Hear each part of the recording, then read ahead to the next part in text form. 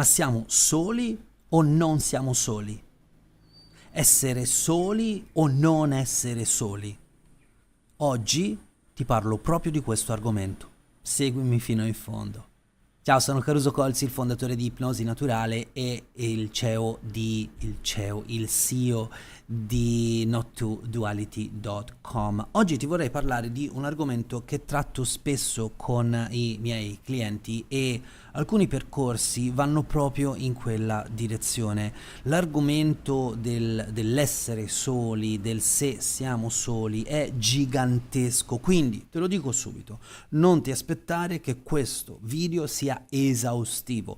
Posso però darti degli incipit sui quali meditare per diversi mesi, oppure fare delle ricerche su internet e notare anche filosofi e altri ricercatori che cosa ne pensano. Questo è un argomento che dovrebbe essere trattato molto di più anche a scuola, ma insomma entriamo nel vivo del discorso. Noi siamo soli o non siamo soli? Prima di entrare proprio all'interno di questa voragine, di questo tema, dobbiamo fare un po' di pulizia, dobbiamo sistemare il bancone e la prima cosa su cui dobbiamo stare attenti è la seguente. Stare da soli non penso sia un problema per nessuno, insomma, a meno che tu non sia un bambino che mi sta guardando, ma non penso che i bambini mi ascoltino, e quindi se sei un adulto stare da solo non è un problema. Ricordati però anche che stare da solo e il concetto di solitudine sono due cose da separare. Infatti, la solitudine è la sofferenza dello stare da soli quando da soli non vogliamo stare.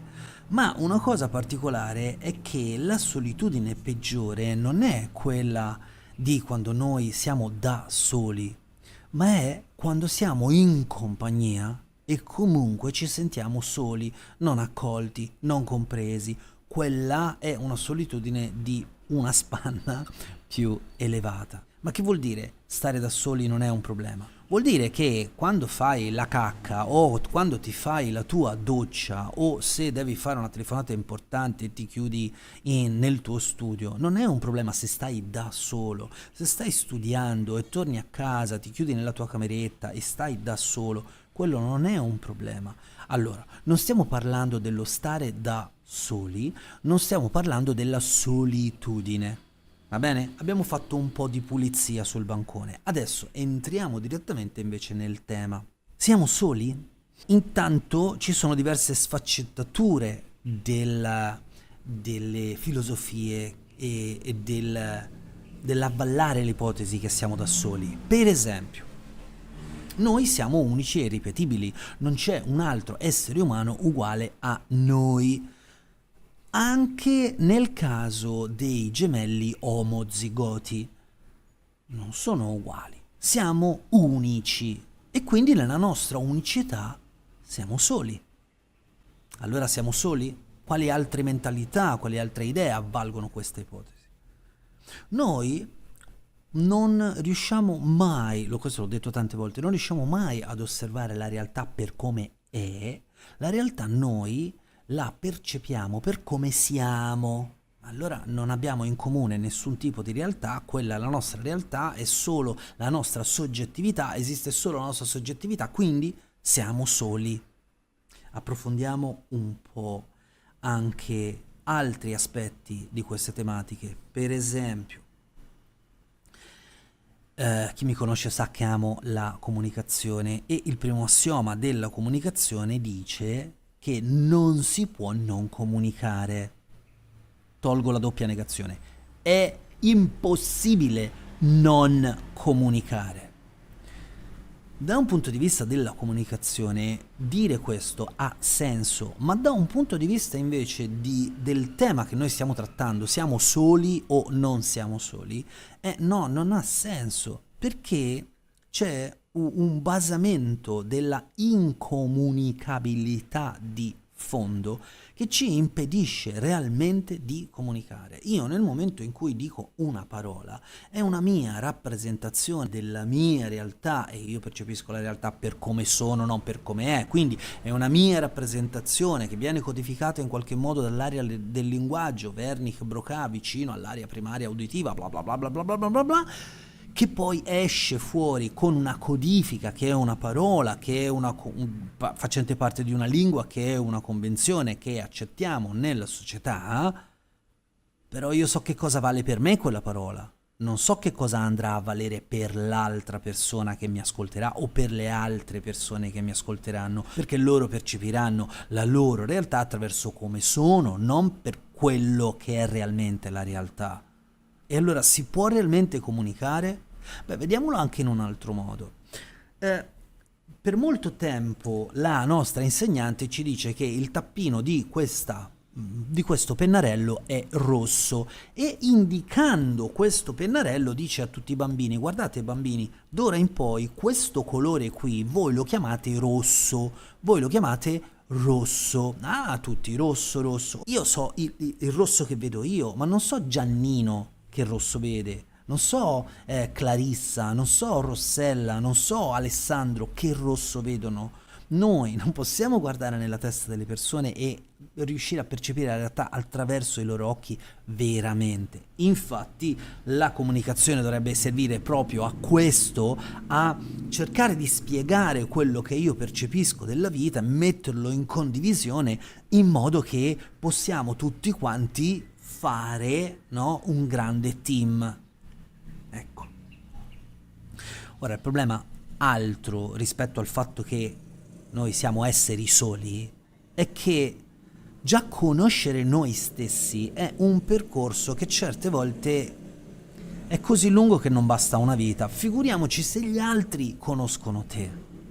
Quindi se gli altri non conoscono te, vuol dire che noi non ci possiamo far conoscere, e se non ci possiamo far conoscere totalmente, vuol dire che siamo soli. Questi sono soltanto delle piccole idee, dei piccoli concetti che sostengono l'ipotesi che noi siamo soli. Esistono anche dei concetti che sostengono il fatto che noi siamo non soli, ovvero tutti connessi. Sì, esistono anche delle idee nella filosofia, specialmente antica, ok? E chiaramente nell'Advaita Vedanta, me ne avete sentito parlare tanto, nell'Advaita Vedanta si sostiene che siamo tutti il Brahman, siamo tutti ciò che stiamo già cercando. La famosa frase that thou art, o detto in sanscrito Tattvamasi, significa proprio tu sei già quello, sei quello, dove quello è il tutto, l'unità. Allora siamo davvero tutti connessi e ci sono prove, controprove, soprattutto filosoficamente sostenute da una logica potente come quella che è la filosofia dell'Advaita Vedanta. Ma vi voglio portare dei piccoli esempi per farvi capire che siamo tutti connessi. Non c'è nessuno al mondo che riesca a fare tutto da solo. Cosa vuol dire che non riesce a fare da solo? Allora io ho conosciuto uno che sta in una montagna e zappa la terra e lui coltiva e si fa tutte le cose da solo. E coltiva cosa? Delle piante? Ma le piante non le fa lui, le piante sono degli esseri viventi che crescono in autonomia. No, anche loro dipendono dal terreno, dipendono dalle condizioni atmosferiche, ok? Quindi c'è tutto un dipendere, c'è tutta una connessione. Nessuno fa niente da solo, realmente. Vi faccio un altro esempio. Se pensate a questa penna, già questa penna è complessa perché ha 3 colori, ok? Ha 3 colori. Però, ecco, per esempio qui ce n'è un'altra. Se io penso a questa penna qui, no? Che ha un colore unico, e io dico, questa penna qui, quante persone servono per farle? Ve ne menziono un pochine, ok? Quello che ha ideato la penna, quello che ha fatto i vari materiali, ha costruito i vari materiali. Come si costruiscono i materiali? Beh, questa è plastica, quindi la si fa chimicamente, ma per farla chimicamente servono degli ambienti dove si fa la plastica. E chi è che ha costruito gli ambienti dove si fa la plastica? Chi è che ha ideato gli ambienti dove si fa la plastica? Chi è che ha insegnato a colui che ha fatto gli ambienti dove si fa la plastica come si fanno? E poi non c'è soltanto plastica, c'è anche metallo. Dove è stata presa la materia prima? Chi è che ha scoperto quella cava di rame o di metallo? Chi è che ha convertito la materia prima in un qualcosa che era possibile lavorare? Chi è che ha ideato la penna? Chi è che ha fatto l'inchiostro? Chi è che prova? Chi è che fa del marketing? Chi è che le vende? Chi è che ha aperto il negozio per per vendere questa penna? Capite che noi siamo assolutamente tutti quanti connessi, già connessi. E ora io ho fatto soltanto ovviamente un esempio tra esseri umani, ma noi non siamo connessi solo fra esseri umani, siamo connessi a tutto l'habitat di insetti, di animali, di tutti gli esseri viventi e anche di tutti gli esseri, tra virgolette, non viventi, come per esempio i laghi, i fiumi, cioè tutti gli ambienti che poi dopo fanno sì che possano proliferare le varie vite. Noi siamo già tutti quanti connessi, basta alterare pochissimo perché ci sia una catastrofe. Un altro punto di osservazione per capire che siamo tutti connessi è il punto della relazione. Ci sono delle scuole che sostengono che tutto quanto è relazione. Mi spiego meglio. Io non posso sapere se un qualcosa è pesante fino al momento in cui non lo metto in relazione con qualcosa di più leggero o più pesante. E allora lì escono fuori le unità di misura o quelle che io chiamo convenzioni. Quindi noi siamo un ammasso di relazioni attraverso le convenzioni che accettiamo e le accettiamo direttamente, indirettamente, in maniera forzata, in maniera completamente libera e consapevole. Anche questo ci fa capire quanto siamo connessi. Il fatto che tu stia ascoltando questo video fa sì che mi venga in mente che tu capisci l'italiano o comunque sia riesci a seguire il discorso, hai fatto delle scuole e quello vuol dire che sei messo all'interno di una società, all'interno di una cultura, puoi avere internet, hai già un bagaglio di idee primarie che ti permettono di sopravvivere e così via. Siamo tutti connessi. Questo è un altro punto che avvalora l'idea che siamo tutti connessi. Il terzo punto è il fatto che, questo magari è un po' più spicciolo e l'avrete già sentito dire tante volte, la nostra identità è data dalla società in cui siamo. Quindi nel mondo della identificazione, no? Perché insomma noi siamo occidentali e quindi ci identifichiamo nelle cose che facciamo, il discorso della meditazione, il discorso un po' più orientale è tornare al disidentificarsi nei confronti di tutto quello. È mio, io mi identifico nella proprietà, ecco, quella roba là. Allora, l'identità in realtà c'è data dalla società. Tu puoi dire che sei un ingegnere, ma sei un ingegnere se la società lo riconosce. Puoi dire che sei un chirurgo, ma se la società non ti riconosce come chirurgo, tu quell'identità non ce la puoi avere. E la stessa cosa puoi dire io sono una madre se hai un figlio o una figlia che ti danno l'identità di madre o padre, va bene? Allora, anche questa è una idea che potrebbe avvalorare il fatto che noi siamo già tutti connessi, perché in qualche modo ognuno di noi sente una propria identità.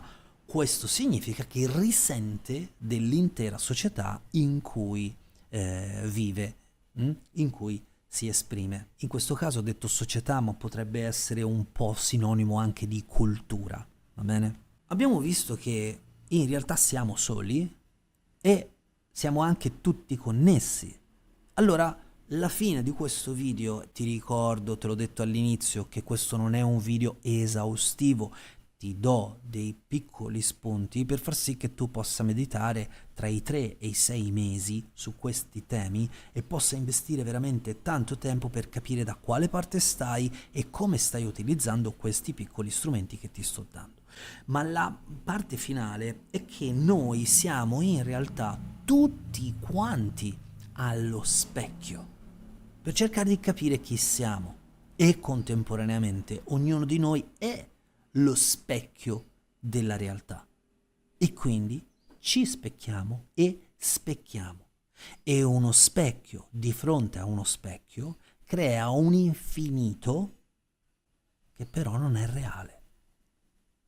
Pensaci, meditaci, contempla bene quello che ho detto, fammi sapere sotto nei commenti cosa ne pensi, perché questo tema, se lo contempli davvero profondamente, ti può risolvere tanti problemi nel discorso relazionale, sul piano tuo individuale, del tuo progresso, della tua produttività e tanto altro. Ancora una volta, da Caruso Colzi è tutto, a me non resta altro che augurarti una splendida giornata. Se ti è piaciuto il video, metti un mi piace, mi raccomando, commenta perché voglio sapere come tu la pensi. E a me non resta altro che dirti che ci vediamo al prossimo video. Buona serata.